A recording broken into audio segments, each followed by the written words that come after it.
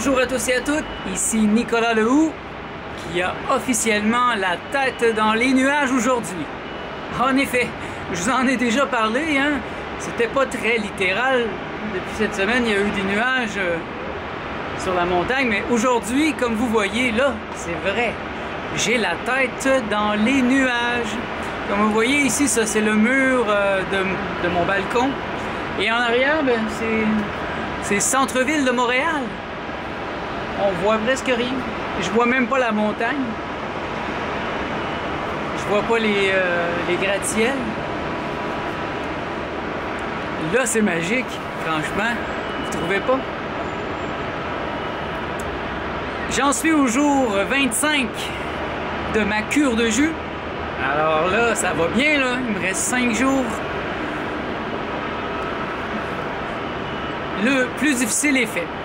Franchement, ben pour moi, parce que quand même, là, pour Martha, c'est difficile, elle trouve ça difficile et qu'elle aimerait ça manger. Mais pour moi, c'est facile. J'ai peut-être eu, tantôt, j'ai eu un petit moment de faiblesse. Vraiment, j'ai dû dormir, puis après, oh, j'aurais donc mangé. Mais, ben, je me suis fait réchauffer ma soupe, et ça l'a passé. Il y a des moments comme ça, mais c'était physique. Je pense pas que j'avais vraiment faim.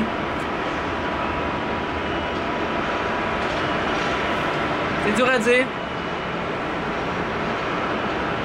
Parce que je me nourris quand même.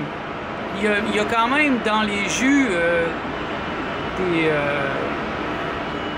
la substance, parce que je vais aux toilettes à tous les jours. Malgré que je les filtre 2 fois chaque, il reste toujours quand même de la pulpe. Un petit peu. Pas beaucoup. C'est une journée semi-tranquille. Ça aurait dû être une journée très occupée dans mon travail, mais le site sur lequel je travaille présentement a des problèmes de connexion. Donc là je me suis écœuré. J'ai dit, OK, on va prendre un break. Là, ça marche pas. Et j'ai fait la majorité des autres tâches pour mes clients. Donc aujourd'hui, j'avais prévu travailler sur le site de Spirito. Mais c'est impossible. Donc ça fait partie de la vie, ça fait partie de mon travail. C'est pas de ma faute, c'est parce que moi, j'arrive à me connecter sur d'autres sites internet. Mais leur site web ne fonctionne pas donc. Et je vais pouvoir peut-être écrire, ouais, peut-être que je vais me concentrer sur un texte que je voulais écrire pour mon nouveau site internet, studionico.biz. C'est pourquoi. Ça, c'est un texte que je demande à écrire, que je suggère d'écrire à la majorité de mes clients. Pourquoi vous proposez ces services ou pourquoi vous avez créé cette compagnie, etc. Parce qu'en marketing, il y a quelque chose d'important qui est que c'est pas nécessairement ce que vous vendez qui importe, c'est pourquoi vous le vendez. Pour qu'un nouveau visiteur, un client potentiel va se demander pourquoi vous vendez tel service. Donc, dans le cas présent, pourquoi j'ai décidé de fonder Studio Nico? Parce que quand même, ça allait bien mes affaires avec Champion Web. Mais j'ai voulu aller plus loin. J'ai voulu raffiner un peu le type de client que je vais amener à moi. Et c'est né de ce désir, en fait. J'en ai parlé plus cet été quand j'avais des grands moments de libre. Donc, si ça vous intéresse de voir un peu la genèse de Studio Nico, ben allez voir cet été. J'en parlais profusément, je faisais des recherches sur le sujet. Et ben là, c'est en piste. Peu à peu, je l'amène en avant-plan. Je fais ça tranquillement, de toute façon. Mes clients me connaissent présentement. Et il y a encore des choses que je veux peaufiner. La semaine passée, j'ai créé la page Facebook pour Studio Nico. C'est comme un gros bateau. Un bateau, tu peux pas faire tourner ça comme sur un dixaine. Ça tourne tranquillement, c'est une grosse structure. Donc, j'y vais lentement, mais sûrement. Donc, dans mes prochaines factures, je pense, je vais commencer à ajouter le logo Studio Nico. pour que mes clients soient curieux et qu'ils aient le goût d'aller voir mon site. Pour voir aussi l'étendue des choses que je peux faire. Parce qu'une raison pourquoi j'ai créé Studio Nico, c'est que plusieurs de mes clients, ou mes nouveaux clients, arrivaient sur Champion Web et là, c'est comme plus éparpillé. Bon, je peux faire telle chose, je peux faire telle chose, je peux faire des sites internet, je peux faire un logo, je peux faire ci. Je peux faire ça. Et ce que je voulais démontrer sur Studio Nico, c'est que je suis capable de faire une intégration intégrale. Une intégration intégrale. C'est de partir de zéro et d'emmener le client vraiment loin. Parce que moi, je suis un one-man show. Je suis capable de faire tout. Je suis capable de créer, de bien penser à l'image de quelqu'un, de créer son logo, de l'aider à écrire ses textes, de penser comment il va se présenter, de créer son site web. Je peux faire ses photos, je peux faire ses vidéos, l'aider à faire ses vidéos, l'aider à faire ses photos. Je peux m'occuper de ses réseaux sociaux, documents de presse, de A à Z, je peux tout faire. Parce que je l'ai fait pour moi. À une époque où j'avais très peu d'argent, mais une infinie quantité d'imagination et surtout un talent au niveau du design graphique, bien, j'ai tout appris par moi-même. Ça me ramène il y a une vingtaine d'années, quand je suis arrivé à Montréal, une quinzaine d'années, non, une vingtaine d'années, à la sortie de l'université. Donc, je faisais de la bande dessinée, je faisais mon site web, mes sites web pour présenter mes bandes dessinées. Et puis là, j'ai dû apprendre à faire de la mise en page de livres pour faire mes bandes dessinées, pour les publier moi-même. Et quand j'ai commencé à écrire des livres en format texte aussi, j'ai commencé à apprendre comment faire de la mise en page d'un livre. C'est complexe. Je fais ça avec InDesign, mais il y a beaucoup de petits détails. Hein. Il y a des codes dans le métier, des principes généralement établis. Il faut les respecter pour que ça soit bien fait. Puis, en faisant ça passionnément pour moi-même, à un certain point, j'ai commencé à pouvoir le faire pour d'autres gens. C'était pas ça que j'avais pensé faire. En fait, je pensais même pas travailler, moi. Quand j'étais dans la vingtaine, j'étais sur l'aide sociale. Et travailler, moi, ça me tentait pas tellement. J'aurais aimé être une superstar, faire des millions, puis jamais avoir à travailler. Ça n'a pas marché. Fait que, vers 33 ans, j'ai dû m'avouer qu'il faudrait bien que je trouve un peu d'argent, parce que ça ne marchait plus, mes affaires. J'avais plus de dépenses. Ma compagne m'avait quitté à cette époque et là, il fallait que je paye l'appart au complet et tout le reste des dépenses. Mais ça s'est tellement passé naturellement que j'ai pas eu de problème. J'ai pas eu à chercher d'emploi. Ça s'est présenté dès que j'ai dit « OK, je suis prêt ». Ça s'est fait par miracle, miraculeusement, en fait. J'étais en harmonie et par la force des choses, j'avais trouvé un créneau qui m'était propre. C'est vrai, il y a peu de gens qui peuvent faire ce que je fais. Très, très peu. J'ai des clients avec qui je fais affaire depuis des années. Et si, par malheur, je devais cesser ou quitter ou mourir, j'aurais beaucoup de difficultés à trouver quelqu'un qui peut faire ce que je fais. Un one-man show. Et là, ils trouveraient peut-être quelqu'un pour faire leur site web. Mais ça serait un graphiste qui n'aurait pas de spiritualité comme moi, et qui n'aurait pas de métaphysique, qui n'aurait pas de proactivité. Ou ça serait un programmeur, mais qui ne serait pas capable de faire des belles choses. Je trouve que la majorité des gens sont limités. Et là, je collabore avec une compagnie pour faire un site web pour un client. Et, mon Dieu, que je les trouve limités. Le graphiste, c'est un graphiste technicien. On lui dit, mets ça dans une page. Et c'est ce qu'il fait.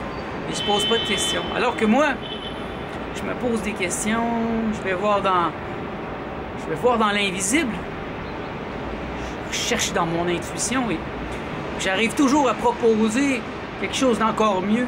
Parce que le client, souvent, c'est pas un designer. Il est bon dans ce qu'il fait. C'est un bon professeur de Reiki. C'est un bon médium, mais il n'a pas vraiment un talent pour se présenter. Donc, mon travail est d'être proactif. Peu de gens sont proactifs dans mon domaine. Et peu de gens ont toute la palette. Peu de gens sont des artistes. Moi, tous les gens que j'ai rencontrés, tous les gens que je rencontre qui font des sites internet comme moi sont généralement des gens qui ont étudié en communication graphique. Donc ce sont des graphistes, mais ils n'ont pas l'aspect business, ils n'ont pas l'aspect artiste. Moi, au début de la vingtaine, j'ai choisi d'être un artiste et pendant 10 ans, je n'ai fait que cela. Je n'ai pas travaillé, je n'ai pas fait d'argent, j'ai reçu mon chèque, mais j'en ai fait de l'art, j'en ai rempli des cartables à dessin, j'en ai fait des pages de bande dessinée, j'en ai écrit des journaux, j'en ai des piles comme ça de journaux que j'ai commencé à retranscrire. Je me suis consacré à moi-même. Et ça m'a donné une richesse. Donc, si j'avais une suggestion à vous donner, si vous êtes jeune, encore jeune, sur le point de finir l'université ou le cégep, donnez-vous du temps pour vous-même. Bon, pour certains, c'est de voyager. Allez-y si vous voulez, mais moi, je trouve que c'est une perte de temps, une perte d'énergie. Pourquoi ne pas développer votre art? Développer ce que vous êtes vraiment. Trouvez la ville dans laquelle vous allez être bien toute votre vie. Hein? Ne soyez pas des girouettes. Moi, je ne suis pas une girouette. Je change pas de ville comme je change de bobette, de paire de bas. Quand j'ai terminé l'université, j'avais les yeux sur Montréal parce que c'était une plaque tournante de la bande dessinée underground. C'était la chose la plus importante pour moi, la bande dessinée. Je suis venu ici pour faire de la bande dessinée, pour rencontrer d'autres BDistes, pour être capable de faire des lancements. Je ne sais pas si aujourd'hui c'est encore la même chose parce que j'ai cessé de fréquenter ces gens, mais c'était pourquoi je suis venu ici. Et après ça, ça faisait du sens. Étant artiste, c'est d'ici que ça se passe, à Montréal.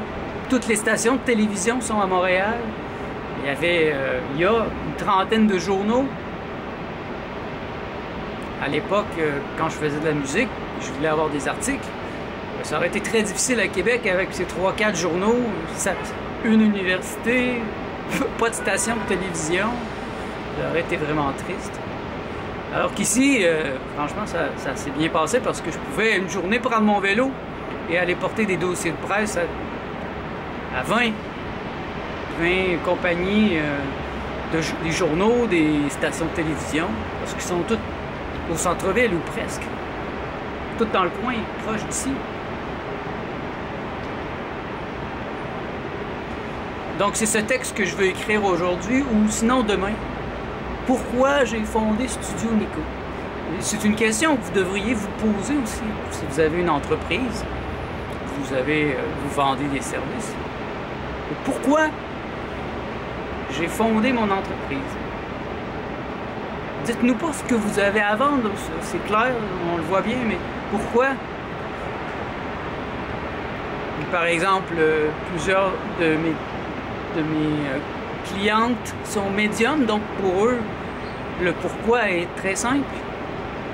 Ils sont médiums de naissance, c'était très difficile quand ils étaient jeunes, même traumatisant. Ils n'ont pas reçu d'appui, ils ont dû même mettre de côté leurs dons pour ne pas se faire traiter de folle. Et là, c'est revenu en force à un certain point. Et ils ont compris qu'ils devaient honorer leurs dons et ils ont décidé aussi d'aider d'autres gens comme eux, d'autres jeunes, s'ils ont des questions, qu'ils puissent trouver des gens qui puissent les appuyer. Ça, je trouve ça plus vendeur que dire je vends un cours de Reiki. Et c'est correct, mais pourquoi tu le fais? Pourquoi tu effectuais dans ce travail. C'est peut-être moins important si vous êtes un employé, parce que vous n'avez pas de site Internet et vous n'avez pas à vous définir comme ça, mais c'est une bonne question que je me poserais quand même. Pourquoi je travaille pour cette entreprise? Si c'est juste pour l'argent, je trouve ça triste parce que vous êtes vraiment au premier niveau de la pensée. C'est important de s'élever au deuxième niveau de la pensée. C'est le niveau absolu. Pourquoi je fais ce travail? Bon, d'une part, j'ai besoin d'argent pour payer mon loyer, payer mes dépenses, mais il y a plus que ça. Moi, j'ai commencé à travailler parce que je commençais à être dangereusement isolé. J'avais des expériences mystiques à répétition au début de la trentaine. J'avais pas de travail, pas d'argent, je m'isolais, ma compagne m'a quitté. C'était un moment difficile, j'étais vraiment seul et même isolé, et ça faisait mal. J'ai passé plusieurs Noëls toute seule chez moi. Et ça fait mal de passer comme ça un Noël, d'être obligé de s'avouer que personne ne veut être avec nous pour Noël et que, eh bien, on reste seul dans notre petit appartement.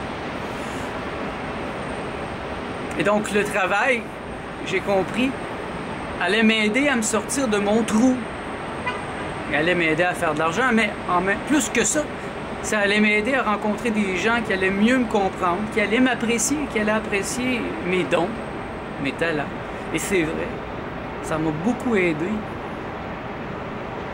Et plusieurs de mes clients, présentement, c'est des gens qui sont dans ma vie depuis cette époque. Dès le départ, j'ai rencontré des personnes fortes.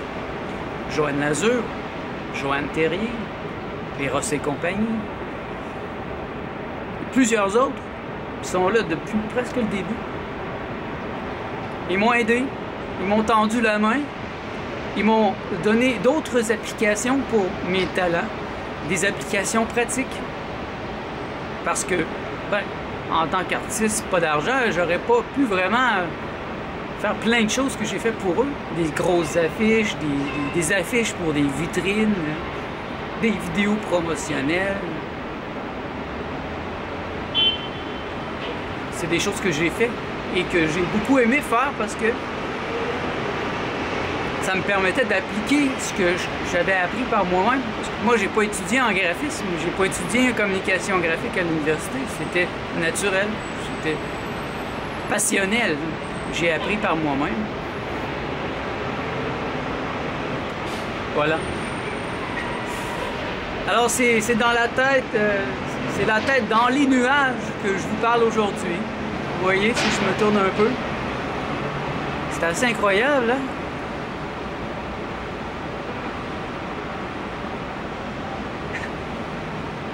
Et j'aime ça, c'est quelque chose que si j'étais au sol, je verrais pas.